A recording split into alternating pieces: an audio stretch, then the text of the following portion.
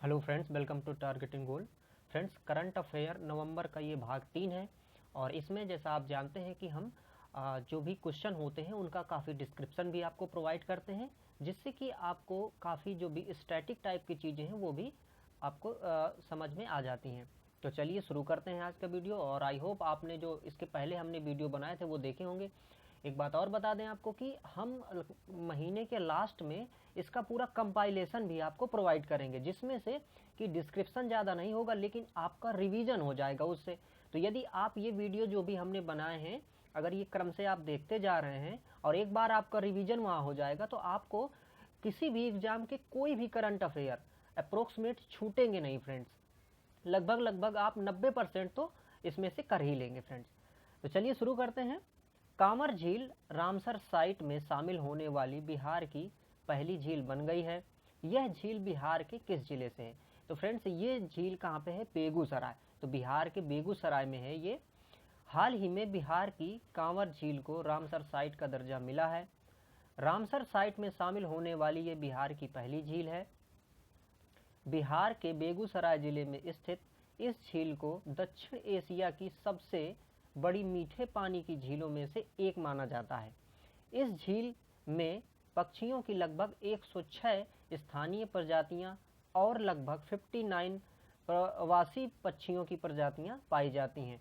1986 में कांवर ताल को संरक्षित क्षेत्र घोषित किया गया था। तो इस प्रकार से ये यहाँ के पक्षियों के लिए और प्रवासी पक्षियों के लिए भी काफ़ी महत्वपूर्ण है। अगला प्रश्न है, हाल ही में राष्ट्रीय जनतांत्रिक गठबंधन की तरफ से नीतीश कुमार ने बिहार के मुख्यमंत्री के रूप में शपथ ली है। बिहार विधानसभा चुनाव में इस गठबंधन में से निम्न में से कौन सा राजनीतिक दल शामिल नहीं था? तो देखिए यहाँ पर ऑप्शन है जनता दल यूनाइटेड, लोक जनशक्ति पार्टी, भारतीय जनता पार्टी और हिंदुस्तान अवाम मोर्चा। तो लोक जनशक्ति पार्टी इनमें से शामिल नहीं थी। नीतीश कुमार ने 16 नवंबर को बिहार के मुख्यमंत्री के रूप में शपथ ली है। जनता दल यूनाइटेड के अध्यक्ष नीतीश कुमार को बिहार में राष्ट्रीय जनतांत्रिक गठबंधन यानी कि एनडीए के विधायक के नेता के रूप में चुना गया था। बिहार विधानसभा चुनाव में इस गठबंधन में शामिल होने वाली जो राजनीतिक दल हैं वो इस प्रकार हैं: जनता दल यूनाइटेड, भारतीय जनता पार्टी, हिंदुस्तान अवाम मोर्चा और विकासशील इंसान पार्टी। अगला प्रश्न है, त्रिस्तान दा कून्हा नामक संस्कृति समुद्री भंडार, ये संरक्षित समुद्री भंडार है एक। तो त्रिस्तान दा कून्हा नामक संरक्षित समुद्री भंडार का संबंध किस सागर से है? तो ये है अटलांटिक महासागर में फ्रेंड्स। तो हाल ही में त्रिस्तान दा कून्हा को अटलांटिक महासागर में पूरी तरह से संरक्षित सबसे बड़ा समुद्री भंडार घोषित किया गया है। यह यूनाइटेड किंगडम की एक पृथक ओवरसीज टेरिटरी है, मतलब कि ये यूनाइटेड किंगडम के अधिकार क्षेत्र में आता है। यह 300 से अधिक कम मनुष्यों की बसावट के साथ दक्षिण अटलांटिक में लंदन से 6000 मील की दूर में स्थित द्वीपों की एक छोटी श्रृंखला है। अटलांटिक महासागर में इस द्वीप का विस्तार 86,07,000 के लगभग है। इस द्वीप में मतलब इंडेंजर्ड कई तरह की प्रजातियां पाई जाती हैं जो कि काफ़ी महत्वपूर्ण है। संयुक्त राज्य अमेरिका का निम्नलिखित में से कौन सा क्षेत्र पूर्ण राज्य का दर्जा पाने के लिए संघर्षरत है? तो इसमें देखिए ऑप्शन है प्यूर्टो रिको, वाशिंगटन डीसी और उपर्युक्त दोनों या फिर इनमें से कोई नहीं। तो संयुक्त राज्य अमेरिका में उपर्युक्त दोनों अर्थात ये कहें कि प्यूर्टो रिको और वाशिंगटन डीसी राज्य का दर्जा पाने के लिए काफ़ी लंबे समय से संघर्षरत हैं ताकि ये स्टेट बन जाए। अभी वर्तमान में अगर देखा जाए तो अगर अभी पुराने राज्यों की बात करें तो 50 राज्य हैं अमेरिका में, लेकिन अगर ये बन जाते हैं तो इस प्रकार से इसमें राज्यों की संख्या बढ़ जाएगी। निम्नलिखित में से स्पेस एजेंसी, मतलब कि किस स्पेस एजेंसी ने हाल ही में एरियल स्पेस मिशन का आधिकारिक रूप से अपनाया है? तो एरियल स्पेस मिशन किसके द्वारा आधिकारिक रूप से अपनाया गया है? तो ये अपनाया गया है यूरोपियन स्पेस एजेंसी के थ्रू या इस एजेंसी ने इसको अपनाया है।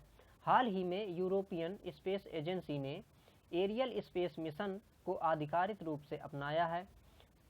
यहाँ एरियल से तात्पर्य है atmospheric remote sensing infrared exoplanet large survey. तो इसमें क्या किया जाएगा कि बाहर यानी कि हमारे सोलर सिस्टम से बाहर के जो प्लैनेट हैं उनका सर्वेक्षण किया जाएगा। वैज्ञानिक 2029 में इस मिशन को लॉन्च करने की योजना बना रहे हैं।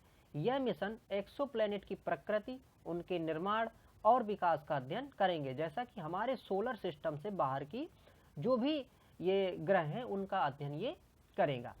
अगला प्रश्न है, अंतर्राष्ट्रीय सहिष्णुता दिवस कब मनाया जाता है? तो अंतर्राष्ट्रीय सहिष्णुता दिवस जो है फ्रेंड्स वो मनाया जाता है 16 नवंबर को।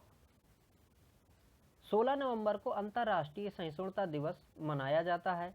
1995 में महात्मा गांधी के जन्म की 150वीं वर्षगांठ और United nation year of tolerance को चिन्हित करने के लिए यूनेस्को ने सहिष्णुता और अहिंसा के प्रचार के लिए इस पुरस्कार को घोषित किया था।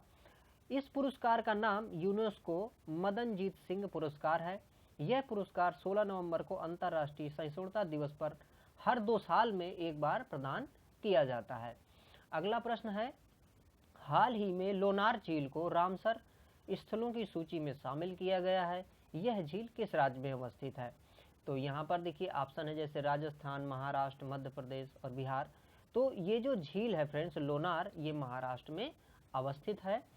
पर्यावरण, वन और जलवायु परिवर्तन मंत्रालय ने हाल ही में घोषणा की थी कि महाराष्ट्र स्थित लोनार झील और उत्तर प्रदेश स्थित सूर सरोवर झील, तो ये भी याद रखना है कि सूर सरोवर झील को भी शामिल किया गया है इसमें। तो सूर सरोवर झील उत्तर प्रदेश की झील है, को रामसर स्थलों की सूची में शामिल किया गया है। इन दोनों को रामसर स्थल में शामिल किया गया है। लोनार झील देश की एकमात्र क्रेटर झील है। क्रेटर झील मतलब ऐसी झील जिसका निर्माण उल्का पिंड के गिरने से हुआ है, तो उसे कहते हैं क्रेटर झील। तो ये भारत की एकमात्र क्रेटर झील है। सूर सरोवर झील को कीथम झील भी कहते हैं, जो कि उत्तर प्रदेश में है। आईआईटी बॉम्बे के शोधकर्ताओं ने 2019 में पाया था कि लोनार झील में पाए जाने वाले खनिज चंद्रमा में पाए जाने वाले खनिज के समान है। मतलब कि यहाँ इसमें जो खनिज थे उनकी जो आयु थी वो उतनी ही थी जो कि चंद्रमा में पाए जाने वाले खनिजों की है। लोनार झील आमतौर पर साइनोबैक्टीरिया की स्थिति के कारण हरे रंग की दिखाई देती है। तो ये भी याद करने लायक है कि जो साइनोबैक्टीरिया है उसके कारण ये झील हरे रंग की दिखाई देती है। अगला प्रश्न है, हाल ही में भारत के किस राज्य में देश के पहले चंदन संग्रहालय को खोलने की बात कही गई है? तो कर्नाटक में चंदन संग्रहालय खोलने की बात की गई है। हाल ही में कर्नाटक में देश के पहले चंदन संग्रहालय की खोलने की बात की गई है। संग्रहालय को कर्नाटक के मैसूर में बनाने की योजना है। मैसूर शहर पहले से ही चंदन के साबुन, तेल, अगरबत्ती आदि के लिए प्रसिद्ध है। यह चंदन के इतिहास और उत्पादों की खेती के बारे में जागरूकता फैलाने में मदद करेगा। संग्रहालय को एक सभागार, एक प्रोजेक्टर स्क्रीन पर बैठने की आरामदायक व्यवस्था से युक्त बनाया जाएगा। मैसूर में आने वाले पर्यटकों को चंदन से संबंधित ऑडियो जानकारी भी इसमें से प्रदान की जाएगी। अगला प्रश्न है, हाल ही में भारत ने all weather quick reaction missile का परीक्षण किया है। यह किस तरह की मारक मिसाइल है? तो ये सतह से हवा में मार करने वाली मिसाइल है। हाल ही में भारत ने all weather quick reaction missile का परीक्षण किया है। यह मिसाइल 15 किलोमीटर की ऊंचाई पर हवाई लक्ष्य को भेदने में सक्षम है। मतलब नीचे से इसमें हवा में मार कर सकते हैं। इसे QRSAM कहा गया है और यह कनस्टर आधारित प्रणाली पर बेस्ड है। QRSAM में एक सक्रिय एरे बैटरी निगरानी रडार, एक लॉन्चर और एक सक्रिय सारणी बैटरी मल्टीफंक्शन रडार शामिल है। रडार में 360 डिग्री कवरेज के साथ ट्रैक ऑन मूव और सर्च ऑन मूव क्षमताएं इसमें से लगी हुई हैं। अगला प्रश्न है, किस महाद्वीप के देशों ने मिलकर दुनिया के सबसे बड़े मुक्त व्यापार गुट का गठन किया है? तो यूरोप महाद्वीप के यूरोप नहीं, एशिया महाद्वीप के जो देश हैं इन्होंने मिलकर आपस में एक गुट बनाने का फैसला किया है। तो एशिया महाद्वीप के देशों ने मिलकर दुनिया के सबसे बड़े मुक्त व्यापार ब्लॉक, मतलब कि एक देश से दूसरे देश में कर छूट के हिसाब से ये होता है मुक्त व्यापार।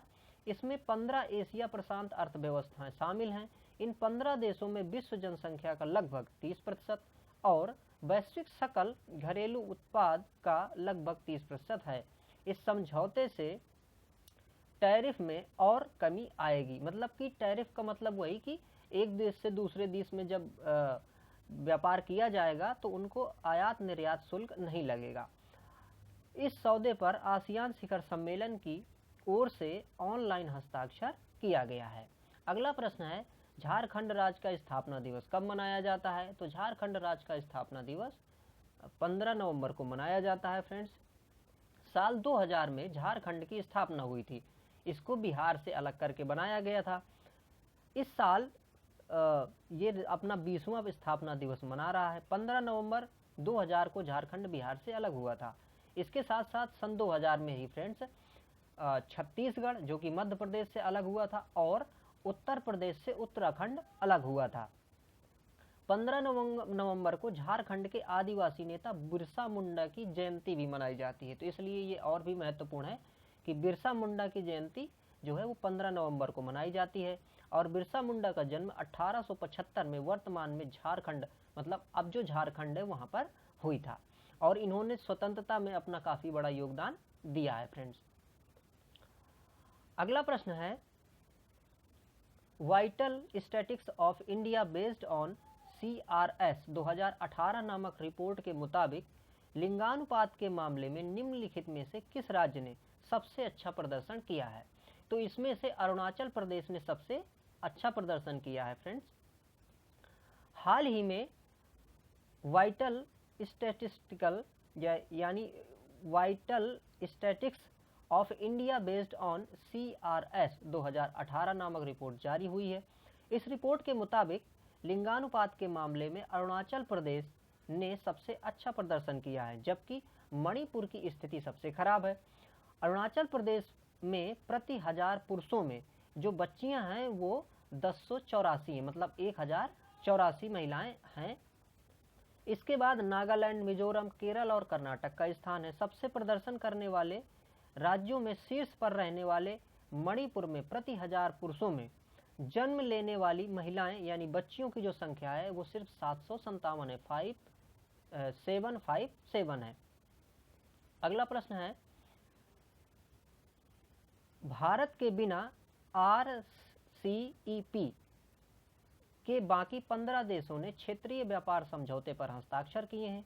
निम्नलिखित में से कौन सा देश RCEP में शामिल नहीं है?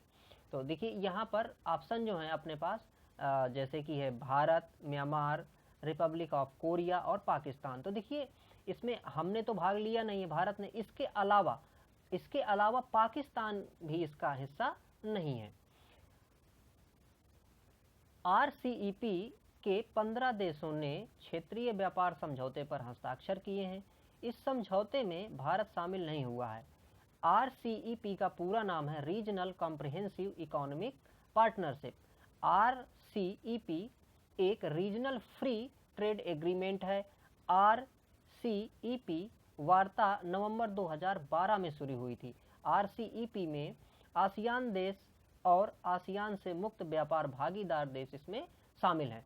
तो ये एक ऐसा एग्रीमेंट था जिसमें से ये कहा जा रहा था कि जैसे ये जो आसियान देश हैं कुछ और चाइना हो गया, ये सब तो एक दूसरे देश में फ्री ट्रेड कर सकेंगे। तो हमने इसको इसलिए मना कर दिया था कि अगर ये ऐसा हम इसको एग्रीमेंट देते तो हमारे यहाँ के जो प्रोडक्ट्स हैं वो बहुत ही गिर जाते, क्योंकि जो चाइना है वो अपने माल से भारत को लादने की कोशिश करता, इसलिए इसको मना कर दिया गया था। हाल ही में किसने लिंज ओपन का खिताब जीता है? तो लिंज ओपन का खिताब जीता है friends Ariana Sabalenka. Ariana Sabalenka ने ये खिताब जीता है लिंज ओपन। बेलारूस की आरियाना सबालेंका ने हाल ही में लिंज ओपन का खिताब जीता है। सबालेंका ने फाइनल मुकाबले में एलिस मार्टेस को हराया। इस जीत के साथ ही सबालेंका WTA टॉप 10 रैंकिंग में सेरेना विलियम्स को पछाड़ते हुए अपनी जगह कामयाब कर लिए। तो इस प्रकार से अब जो सेरेना विलियम है वो 10वें स्थान से 11वें स्थान पर पहुंच गई हैं और ये जो सबालेंका हैं ये 10वें स्थान पर आ गई हैं। अगला प्रश्न है नेशनल एपिलेप्सी डे कब मनाया जाता है? तो नेशनल एपिलेप्सी डे मनाया जाता है 17 नवंबर को। हर साल 17 नवंबर को नेशनल एपिलेप्सी डे मनाया जाता है। एपिलेप्सी को समान तौर पर मिर्गी कहा जाता है। मिर्गी दरअसल मस्तिष्क की एक क्रॉनिक डिसऑर्डर है जिसमें से व्यक्ति को बार बार दौरे पड़ते हैं। आप जानते हैं कि जो जैसे मिर्गी आ जाती है व्यक्ति को तो उसको दौरे पड़ जाता है, वो बेहोश टाइप का हो जाता है और मूर्छित हो जाता है, कई तरह की समस्याएं उसको होने लगती हैं। विश्व स्वास्थ्य संगठन के मुताबिक दुनिया भर में लगभग 50 लाख लोग इस मिर्गी से प्रभावित हैं। अगला प्रश्न है हाल ही में किसने स्पेस एक्स क्रू 1 मिशन को लॉन्च किया है? तो इसको लॉन्च किया है नासा और स्पेस एक्स दोनों ने मिलकर।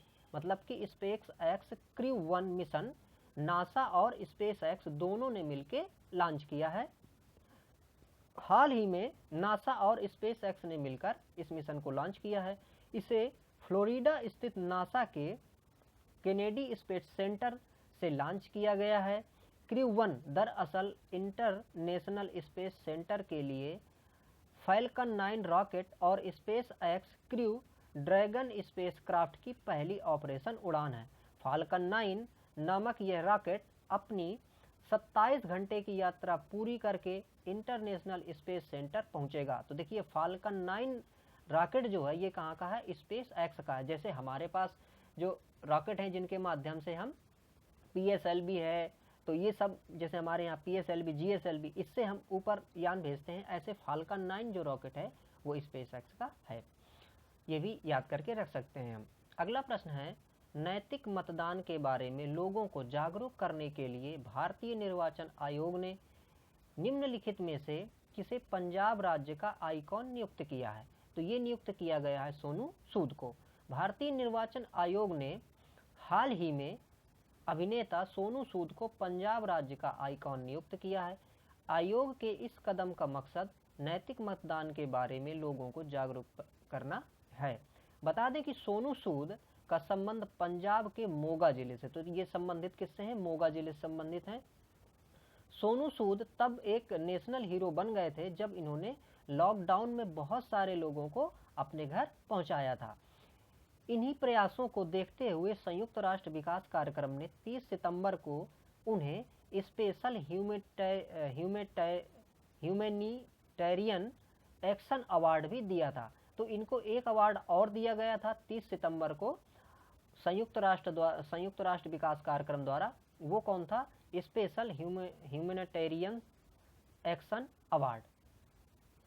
अगला प्रश्न है हाल ही में किन दो देशों ने चीन का मुकाबला करने के लिए पारस्परिक पहुंच समझौते पर हस्ताक्षर करने की बात की है? तो ये है जापान और ऑस्ट्रेलिया। जापान और ऑस्ट्रेलिया ने चीन से मुकाबला करने के लिए पारस्परिक पहुंच समझौते पर हस्ताक्षर करने की बात की है।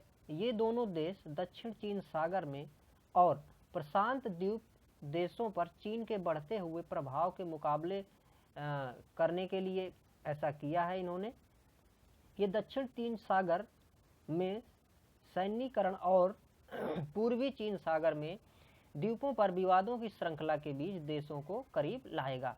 यह 1960 के बाद अपने संप्रभु क्षेत्र में विदेशी सैन्य उपस्थिति और अनुमति को प्रदान करने वाला समझौता होगा। अगला प्रश्न है हाल ही में department of investment and public asset management यानी कि DIPAM ने सलाहकार सेवाओं हेतु किसके साथ समझौते पर हस्ताक्षर किए हैं? तो ये समझौता का हस्ताक्षर किया गया है वर्ल्ड बैंक के साथ। हाल ही में department of investment and public asset management ने वर्ल्ड बैंक के साथ एक समझौते पर हस्ताक्षर किए हैं। इस समझौते के तहत विश्व बैंक यानी कि वर्ल्ड बैंक परिसंपत्ति मुद्रीकरण पर सलाहकार सेवाएं प्रदान करेगा। सरकार ने DIPAM को 100 करोड़ रुपए और उससे अधिक मूल्य के रणनीतिक निवेश के तहत यह कदम उठाया है। अगला प्रश्न है, हाल ही में किस संस्थान को कृषि अनुसंधान गतिविधियों के लिए ड्रोन का उपयोग करने की अनुमति दे दी गई है? तो ये अनुमति दी गई है ICRIST हैदराबाद को ये अनुमति दी गई है।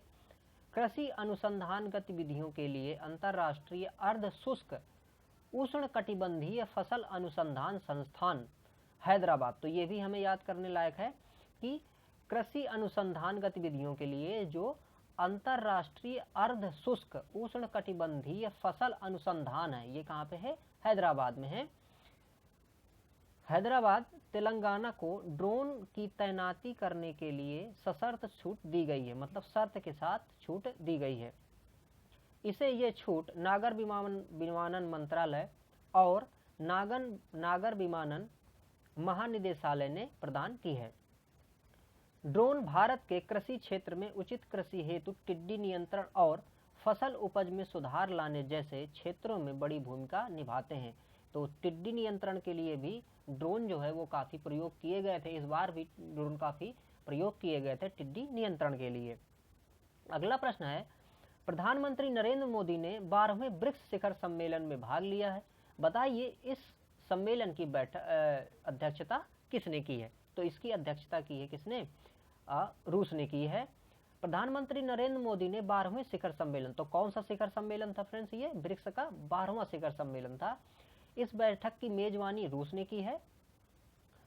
यह शिखर सम्मेलन वैश्विक स्थिरता, साझा सुरक्षा और अभिनव विकास विषय के तहत आयोजित किया गया था।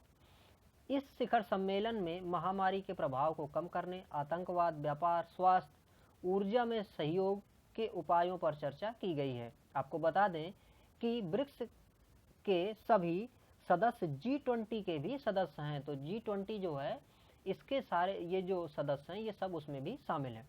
इसके साथ ही हाल में ब्रिक्स विकासशील देशों की आवाज़ बनकर उभरा है। तो विकासशील देशों के लिए जो ब्रिक्स सम्मेलन है या ब्रिक्स ग्रुप है ये काफ़ी महत्वपूर्ण भूमिका रखता है। अगला प्रश्न है, पीएम मोदी ने किस राज्य अथवा केंद्र शासित प्रदेश में स्टैचू ऑफ पीस का अनावरण किया है? तो स्टैचू ऑफ पीस का अनावरण किसमें किया गया है? राजस्थान में। प्रधानमंत्री नरेंद्र मोदी ने जैनाचार्य श्री विजय वल्लभ सुरीश्वर जी महाराज की 151वीं जयंती के उपलक्ष्य में स्टैचू ऑफ पीस का अनावरण किया है। जैनाचार्य के सम्मान में बनाई गई इस प्रतिमा को स्टैचू ऑफ पीस का नाम दिया गया है। 151 इंच ऊंची यह प्रतिमा 8 धातुओं से बनी है। तो ये अष्ट धातु निर्मित मूर्ति है जिसमें तांबा मुख्य धातु है। यह प्रतिमा राजस्थान के पाली के जेतपुरा के विजय वल्लभ साधना केंद्र में स्थापित की गई है। अगला प्रश्न है, लाडली योजना का संबंध निम्नलिखित में से किस राज्य अथवा केंद्र शासित प्रदेश से है? तो इसका जो संबंध है वो है राष्ट्रीय राजधानी दिल्ली से है। लाडली योजना का संबंध राष्ट्रीय राजधानी क्षेत्र दिल्ली से है। कोविड-19 और लॉकडाउन के प्रभाव की वजह से इस साल इस योजना के लिए आवेदनों की संख्या में गिरावट आई है। इस योजना के तहत लाभार्थी लड़कियों को उनके जन्म से लेकर सीनियर सेकेंडरी लेवल तक उनकी शिक्षा के विभिन्न चरणों में वित्तीय सहायता प्रदान की जाती है। यह योजना 1 जनवरी 2008 से शुरू हुई थी। तो ये योजना कब से? 2008 से शुरू की गई थी फ्रेंड्स। निम्नलिखित में से किस संगठन का संबंध टीम हेलो नामक पहल से है? तो ये है संयुक्त राष्ट्र संघ से संबंधित है। हाल ही में कोविड-19 वैक्सीन को लेकर गलत सूचना देने जैसे मुद्दों से निपटने और मिथकों को तोड़ने के लिए 100 से अधिक वैज्ञानिकों ने संयुक्त राष्ट्र की एक पहल के तहत हाथ मिलाया है। इसमें 22 वैज्ञानिक भारतीय वैज्ञानिक भी शामिल हैं। इस पहल का जो नाम है वो क्या है? Team hello. संयुक्त राष्ट्र ने इस पहल के लिए लंदन विश्वविद्यालय के द वैक्सीन कॉन्फिडेंस प्रोजेक्ट के साथ मिलकर साझेदारी की है। अगला प्रश्न है फ्रेंड्स, हाल ही में किस राज्य सरकार ने मवेशियों के यानी कि पशुओं के संरक्षण और संवर्धन के लिए काऊ कैबिनेट का निर्माण किया है। तो काऊ कैबिनेट का निर्माण किया है किसने? मध्य प्रदेश ने। मध्य प्रदेश के मुख्यमंत्री शिवराज सिंह ने गाय और मवेशियों के संरक्षण और संवर्धन के लिए गौ कैबिनेट अर्थात काऊ कैबिनेट का गठन किया है। इस कैबिनेट में पशुपालन, वन, पंचायत व ग्रामीण विकास, राजस्व, गृह और विकास कल्याण विभाग शामिल होंगे। काऊ कैबिनेट की पहली बैठक गोपाष्टमी के अवसर पर 22 नवंबर को आगर मालवा के गौ अभ्यारण्य में आयोजित की जाएगी। तो देखिए एक गौ अभ्यारण्य कहाँ पे बना है? आगर मालवा पे, और यहीं पर इसका क्या किया गया है? इनॉग्रेशन मतलब शुरुआत इसकी की गई है। पिछले साल कांग्रेस के नेतृत्व वाली मध्य प्रदेश विधानसभा ने गौ हत्या विरोधी संशोधन अधिनियम 2019 को पारित किया था। अगला प्रश्न है, प्रधानमंत्री नरेंद्र मोदी 19 नवंबर को बेंगलुरु टेक समिट का उद्घाटन करेंगे। इस समिट की थीम क्या है फ्रेंड्स? इस समिट की थीम है नेक्स्ट इज नाउ। तो इसकी क्या है? 17 नेक्स्ट इज नाउ इसकी थीम है। प्रधानमंत्री नरेंद्र मोदी 19 नवंबर को वीडियो कॉन्फ्रेंसिंग के जरिए बेंगलुरु टेक समिट 2020 का उद्घाटन किए हैं। इस समिट में ऑस्ट्रेलिया के प्रधानमंत्री स्कॉट मॉरिसन, स्विस कॉन्फेडरेशन के उपाध्यक्ष गाई मारमलिन सहित कई लोग इसमें से शामिल थे। यह समिट 19 से 21 नवंबर तक चलेगी। अगला प्रश्न है, केंद्रीय मंत्री डॉक्टर हर्षवर्धन ने हाल ही में CSIR केंद्रीय खनन और ईंधन अनुसंधान संस्थान के प्लेटिनम जुबली स्थापना दिवस समारोह का उद्घाटन किया है। इस संस्थान का मुख्यालय कहाँ पे है? तो इस संस्थान का जो मुख्यालय है फ्रेंड्स वो कहाँ पे? धनबाद, झारखंड में है। केंद्रीय मंत्री डॉक्टर हर्षवर्धन ने हाल ही में CIMFR यानी कि केंद्रीय खनन और ईंधन अनुसंधान संस्थान के प्लेटिनम जुबली संस्थान की प्लेटिनम जुबली की स्थापना दिवस पर एक समारोह आयोजित किया गया है। इस अवसर पर डॉक्टर हर्षवर्धन ने वर्चुअल प्लेटफॉर्म के जरिए निम्न का भी उद्घाटन किया। वो ये हैं, coal to syngas plant, centre of excellence for strategic and infrastructure sectors, इसके साथ साथ centre of excellence for coal gasification का भी इनॉग्रेशन किया गया है। अगला प्रश्न है, CSIR निम्नलिखित में से किस एक नोडल संगठन के साथ मिलकर छठे भारत अंतर्राष्ट्रीय विज्ञान महोत्सव 2020 का समन्वय कर रही है? तो ये फ्रेंड्स कर रही है किसके साथ मिलकर? CSIR और CIMFR ये दोनों मिलकर इसका आयोजन कर रहे हैं। केंद्रीय मंत्री डॉक्टर हर्षवर्धन ने नई दिल्ली में वर्चुअल तरीके से छठे भारतीय अंतर्राष्ट्रीय विज्ञान महोत्सव यानी कि IISF 2020 संस्करण के लिए विभिन्न कार्यक्रमों की शुरुआत की है। बता दें कि इस महोत्सव का आयोजन 22 से 25 दिसंबर 2020 के लिए आयोजित किया जाएगा। इसकी जो थीम है वो ये थी, आत्मनिर्भर भारत एवं विश्व कल्याण के लिए विज्ञान, ये इसकी थीम थी। IISF 2020 का आयोजन निम्न जो संगठनों के द्वारा भी किया गया। तो इनमें जो संगठन है वो इस प्रकार से हैं, जैसे कि CSIR, DST, MOES, DBT और ICMR और VI यानी कि विज्ञान भारती, VIBHA। तो ये सारे संगठन इसमें से शामिल थे। अगला प्रश्न है, हाल ही में ए प्रॉमिस लैंड नामक पुस्तक का प्रकाशन अखबारों में रहा है, समाचार में रहा है। तो ये पुस्तक किसके द्वारा लिखी गई है? ए प्रॉमिस लैंड ये लिखी गई है बराक ओबामा के द्वारा लिखी गई है। संयुक्त राज्य अमेरिका के पूर्व राष्ट्रपति बराक ओबामा ने ए प्रॉमिस लैंड नामक एक पुस्तक का प्रकाशन किया है। यह 2 खंडों में से पहला खंड है जो ओबामा ने अपने कार्यकाल के दौरान 2009 और 2017 के बीच संयुक्त राज्य अमेरिका के राष्ट्रपति के रूप में लिखा था। यह पुस्तक 2011 में ओसामा बिन लादेन की हत्या के साथ समाप्त हुई है। इस पुस्तक का कई विदेशी भाषाओं जैसे कि चीनी, वियतनामी, फ्रेंच, जर्मन, हिब्रू आदि में अनुवाद किया गया है। पूर्व राष्ट्रपति ने अपनी पुस्तक में रामायण, महाभारत का भी जिक्र किया है और इसके साथ साथ में इन्होंने गांधी के विचारों को भी इसमें से शामिल किया है। अगला प्रश्न है, हाल ही में केंद्रीय शिक्षा मंत्री ने लीलावती पुरस्कारों का उद्घाटन किया है। यह पुरस्कार निम्नलिखित में से किसकी पहल है? तो ये जो लीलावती पुरस्कार हैं ये किसकी पहल है? अखिल भारतीय तकनीकी शिक्षा परिषद की पहल है। हाल ही में केंद्रीय शिक्षा मंत्री रमेश पोखरियाल निशंक ने लीलावती पुरस्कारों का उद्घाटन किया है। यह पुरस्कार अखिल भारतीय तकनीकी शिक्षा परिषद यानी कि AICTE की पहल है। लीलावती पुरस्कार महिला सशक्तिकरण की थीम पर आधारित प्रस्तुत किए जाने हैं। इस पुरस्कार में 7 श्रेणियां हैं। ये साक्षरता, आत्मरक्षा, महिला उद्यमिता, कानूनी जागरूकता, महिला स्वास्थ्य और हाइजीन और सैनिटेशन से संबंधित हैं। अगला प्रश्न है, निम्नलिखित में से किसे रिजर्व बैंक इनोवेशन हब के पहले अध्यक्ष के रूप में नियुक्त किया गया है? तो ये नियुक्त किया गया है कृष्ण गोपाल कृष्णन को।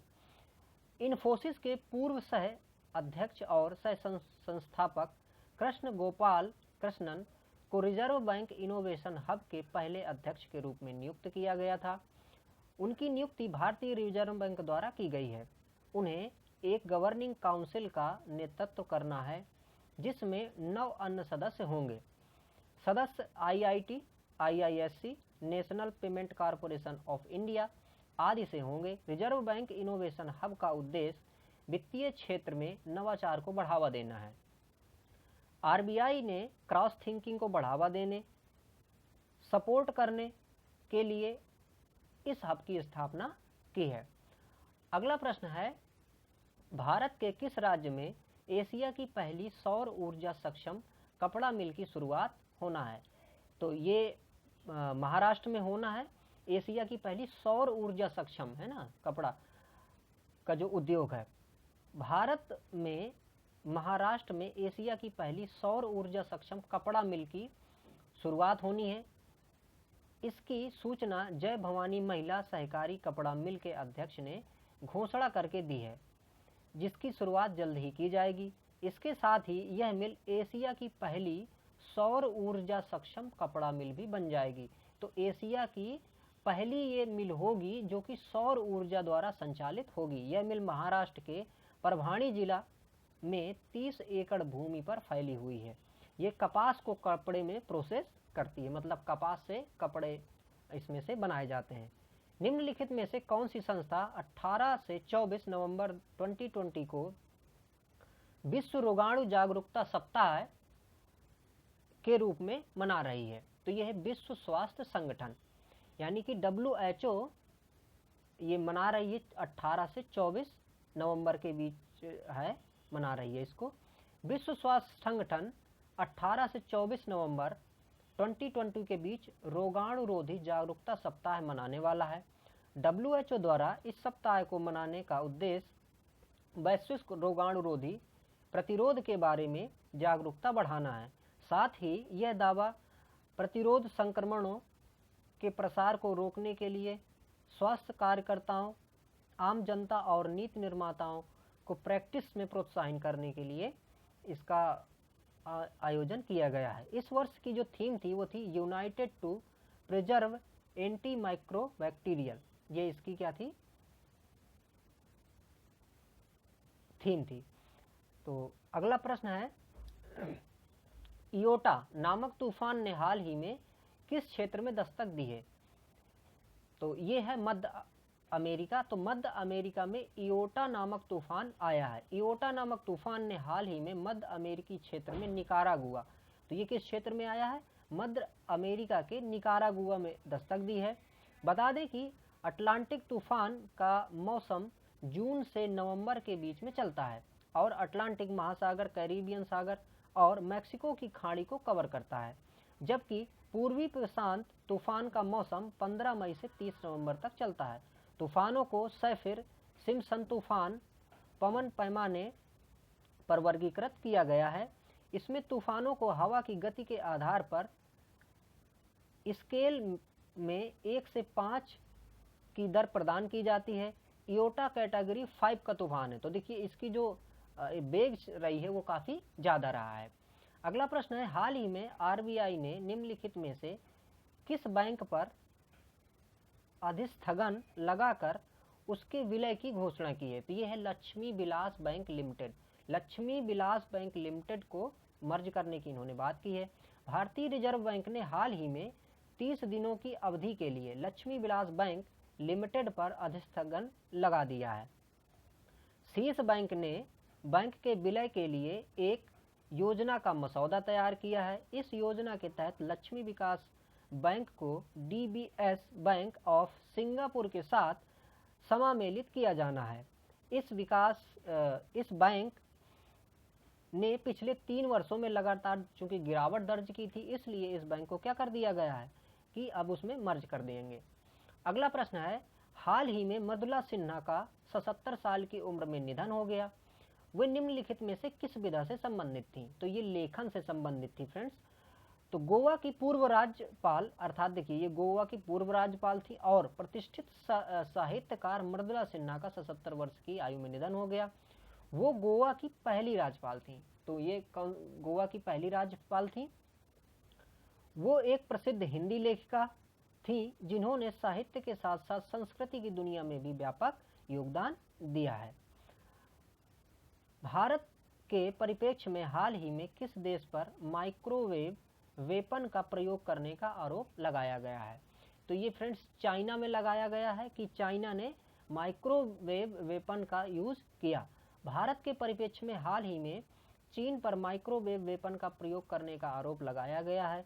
दोनों देशों के बीच सीमा विवाद के चलते सेनाओं के बीच भीषण संघर्ष के दौरान गलवान घाटी में लगभग 20 भारतीय सैनिक मारे गए थे।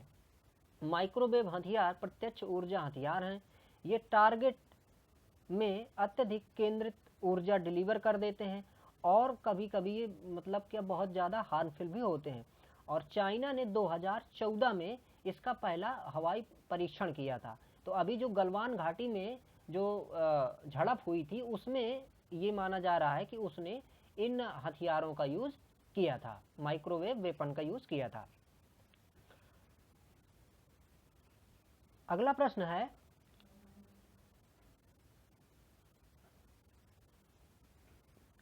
वर्ल्ड इकोनॉमिक फोरम ने स्मार्ट शहरों के लिए पॉलिसी रोड मैप का नेतृत्व करने के लिए 22 देशों के 36 शहरों को चुना गया है। इनमें से भारत का कौन सा शहर शामिल नहीं है?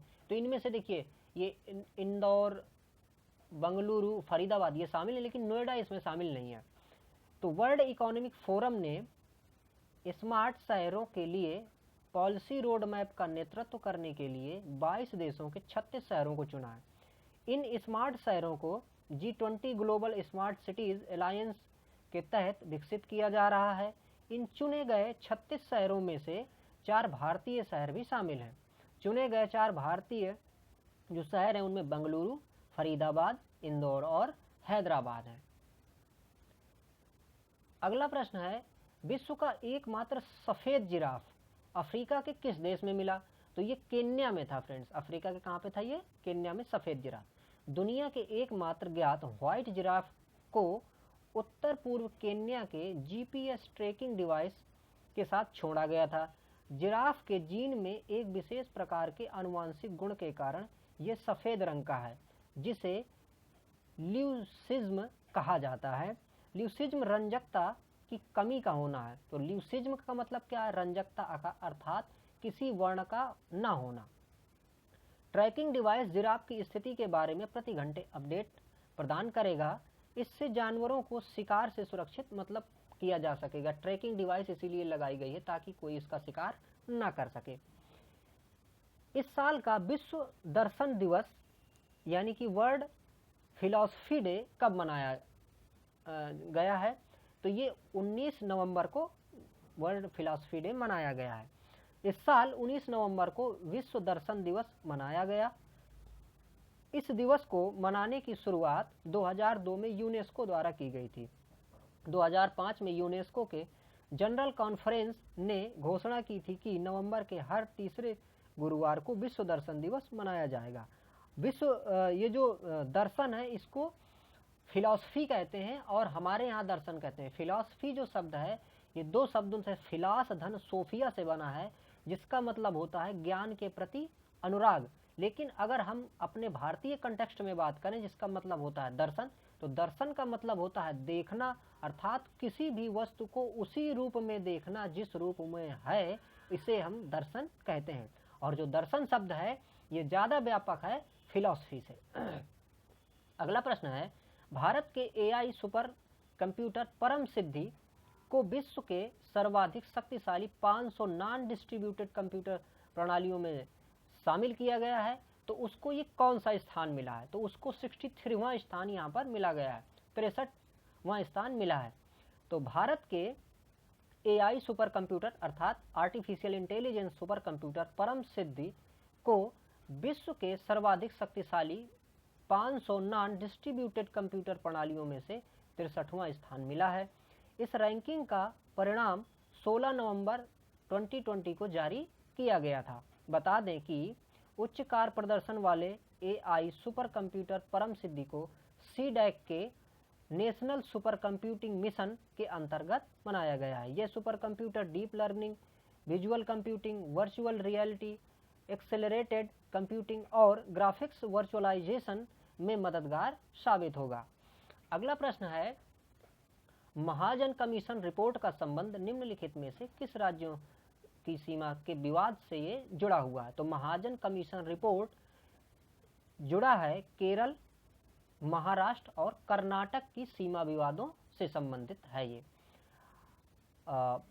महाराष्ट्र के उप मुख्यमंत्री अजित पवार के एक बयान के कारण महाराष्ट्र और कर्नाटक सीमा विवाद फिर से सुर्खियों पर आ गया है।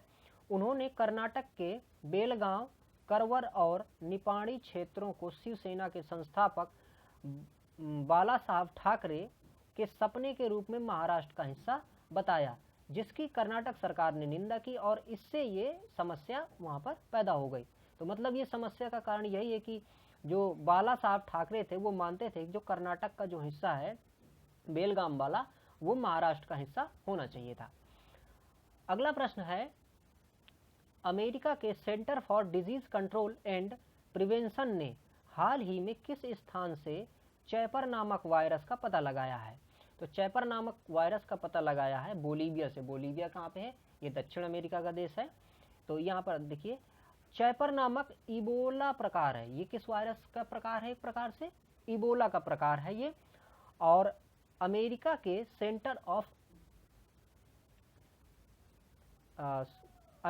सेंटर ऑफ डिजीज कंट्रोल एवं प्रिवेंशन ने हाल ही में बोलीविया से इस वायरस का पता लगाया है। ऐसा माना जाता है कि इस दुर्लभ इबोला जैसी बीमारी की शुरुआत जो है वो 2004 में ग्रामीण क्षेत्रों में से हुई थी। इसका संचार जो है वो मनुष्य से मनुष्यों में होता है और 2019 में चैपर वायरस का सबसे जो मतलब वो है वो देखा गया था, प्रभाव देखा गया था। अगला प्रश्न है फ्रेंड्स, हाल ही में किस देश की पुलिस ने यूनिफॉर्म के हिजाब को शामिल किया है? तो यूनिफॉर्म के हिजाब को न्यूजीलैंड ने शामिल किया है। इससे क्या होगा कि यहाँ पर जो महिलाएं हैं उनको इस सेवा में मौका दिया जाएगा। अगला प्रश्न है, निम्नलिखित में से किस देश ने साल 2030 से पेट्रोल और डीजल से चलने वाली कारों की बिक्री पर प्रतिबंध लगा दिया है? तो ब्रिटेन ने 2030 से पेट्रोल से मतलब कारों को न चलाने के लिए एक प्रकार से अनुमति दी है या फिर कहा है कि 2030 से हम पेट्रोलों से कार नहीं चलाएंगे। ब्रिटेन ने साल 2030 से पेट्रोल और डीजल से चलने वाली नई कारों की बिक्री प्रतिबंधित करने का फैसला किया है। ब्रिटेन के प्रधानमंत्री बोरिस जॉनसन ने यह प्रतिबद्धता ग्रीन इंडस्ट्रियल रिवॉल्यूशन के लिए योजनाओं के हिस्से के तौर पर मतलब इसकी सहमति जताई है। उनका कहना है कि इस रिवॉल्यूशन से एनर्जी, ट्रांसपोर्ट और टेक्नोलॉजी में 2.5 लाख तक नौकरियां सृजित होंगी। नई पेट्रोल और डीजल कारों व वैन की बिक्री 2030 से बंद कर दी जाएगी। पहले ये 2040 से बंद करने की बात की जा रही थी। अगला प्रश्न है, मेघालय एकीकृत परिवहन परियोजना यानी कि MITP के कार्यान्वयन के लिए भारत सरकार ने किसके साथ 120 मिलियन डॉलर ऋण का समझौता किया है? तो ये किया गया है विश्व बैंक के साथ। तो विश्व बैंक के साथ मिलकर जो इस क्षेत्र में, मेघालय क्षेत्र में है, वहाँ पर क्या करेंगे हम? रोड को डेवलप करेंगे। अगला प्रश्न है, निम्नलिखित में से किसने हाल ही में ऑपरेशन कैलिप्सो लॉन्च किया है? तो ऑपरेशन कैलिप्सो लॉन्च किया है राजस्व खुफिया निदेशालय ने। अब ये है क्या? राजस्व खुफिया निदेशालय यानी कि DRI ने हाल ही में ऑपरेशन कैलिप्सो लॉन्च किया है। इस ऑपरेशन के तहत 504 ग्राम कोकीन जब्त की गई है और एक ट्रांसनेशनल ड्रग रैकेट का भंडाफोड़ किया है। इस निदेशालय को केंद्रीय अप्रत्यक्ष कर और सीमा शुल्क बोर्ड के अधिकारियों द्वारा चलाया जाता है। ये भारत की मुख्य खुफिया एजेंसियों में से एक ये भी है। अगला प्रश्न है, वैश्विक रिश्वत जोखिम सूचकांक 2020 में भारत का कौन सा स्थान है? तो भारत का स्थान कौन सा है? 77वां, 77। वैश्विक रिश्वत जोखिम सूचकांक 2020 में वैश्विक सूची में भारत 45 के स्कोर के साथ 77वें स्थान पर है। ग्लोबल रिश्वत जोखिम मैट्रिक्स को ट्रेस यानी कि TRACE द्वारा जारी किया गया है। ग्लोबल रिश्वत जोखिम मैट्रिक्स 2019 में भारत 48 स्कोर के साथ 78वें स्थान पर था। 2020 में भारत ने चीन, पाकिस्तान, बांग्लादेश और नेपाल की तुलना में बेहतर प्रदर्शन किया है। आपको बता दें कि इस सूचकांक में भूटान जो है वो 48वीं रैंक प्राप्त किया हुआ है। अगला प्रश्न है, हाल ही में भारत और न्यू डेवलपमेंट बैंक ने $500 मिलियन के समझौते पर हस्ताक्षर किए हैं। न्यू डेवलपमेंट बैंक का मुख्यालय कहाँ है? तो न्यू डेवलपमेंट का जो मुख्यालय है वो कहाँ पे फ्रेंड्स? चीन पे है।